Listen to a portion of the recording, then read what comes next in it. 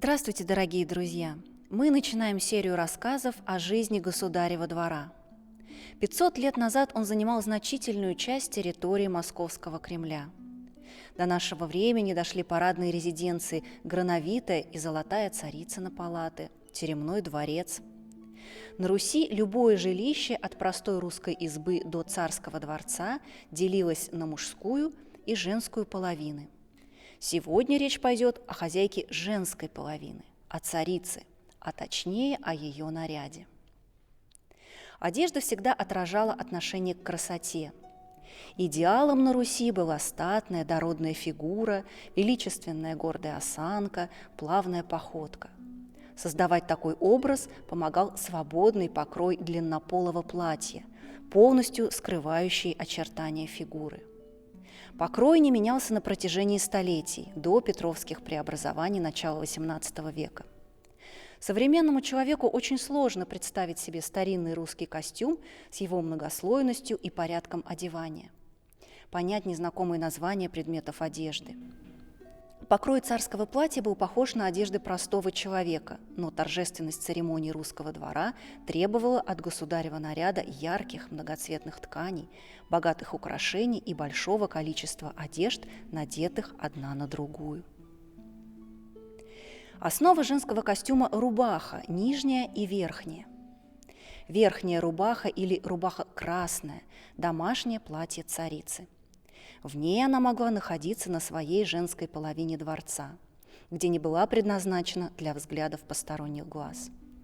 Рубаха длинная, до пят, сложного кроя с клиньями, сшита из дорогих шелковых узорчатых многоцветных тканей – желтых, червчатых, лазоревых. По швам рубаху вынизывали мелким жемчугом в веревочку. Очень длинные рукава рубахи измерялись локтями. Самые длинные рукава были у царицы и доходили до 10 локтей. Рукава собирались в множество складок, защищавших руки и плечи от холода. Носили рубаху обязательно с поясом. Ходить распоясанной считалось грехом.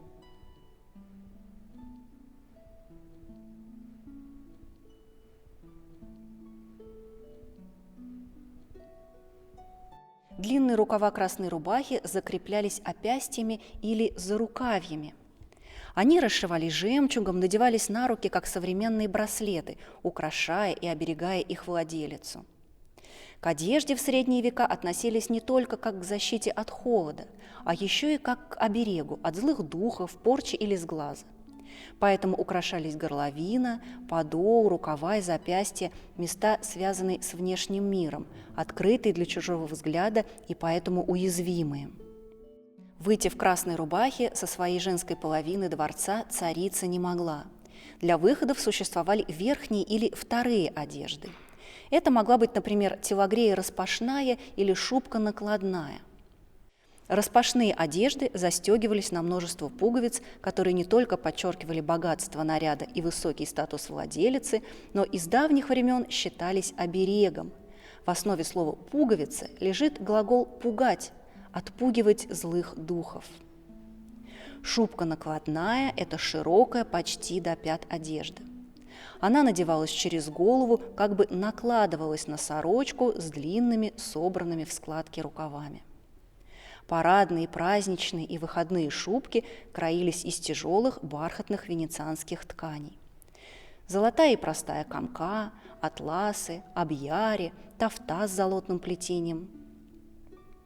Руки продевались в прорези у основания длинных рукавов. Они являлись украшением и доказательством богатства владелицы этого выходного женского наряда. Рукава могли свободно висеть сзади или перекидываться узлом. Разнообразие женских головных уборов в Древней Руси просто поражает, к ним было особое отношение. Девочки и девушки могли ходить простоволосыми, то есть с непокрытой головой. По обычаю они носили повязку девичью или простую ленточку. Волосы заплетали в косу, которую украшали лентами и бахромой. Когда девушка выходила замуж, Во время свадебного обряда невесте расчесывали волосы гребнем, смоченным в воде с медом, а иногда коротко постригали. Волосы убирали под волосник, легкую сетчатую шапочку из серебряных и золотых нитей, украшенную драгоценной тканью с жемчугом и камнями. Такая церемония означала, что больше никто, кроме мужа, не должен был видеть ее волос. Это правило было для всех, включая цариц. Также голову замужней женщины покрывал убрус, тонкий полотняный или шелковый платок. Края этого платка, обрамляющие лицо, обнизывались жемчугом. Образ царицы завершало круглое широкое ожерелье. Название этой детали убранства происходит от слова «жерло», то есть «горло». Шилось ожерелье мастерицами в Золотой Царицыной палате из атласной ткани, расшивалось цветными шелками и золотными нитями, камнями и жемчугом. Или выполнялось из драгоценного собольего меха. Головным убором замужней женщины была кика, которая надевалась на убрус. Во время свадьбы кику торжественно подносили невесте на блюде. К кике подвешивались рясы, длинные височные кисти из жемчуга и драгоценных камней. Они были частью парадного головного убора русских цариц и царевен.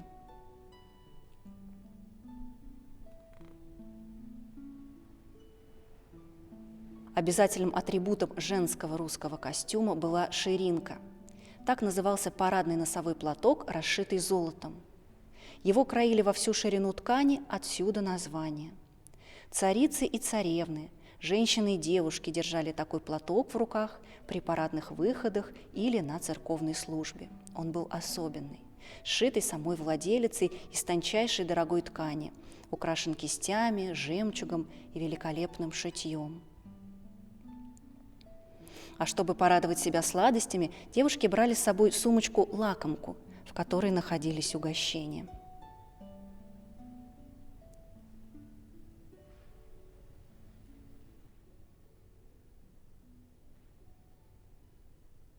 Царские одежды и уборы были настолько дороги и ценны, что после смерти их владельцев они переходили по наследству следующему царю или царице.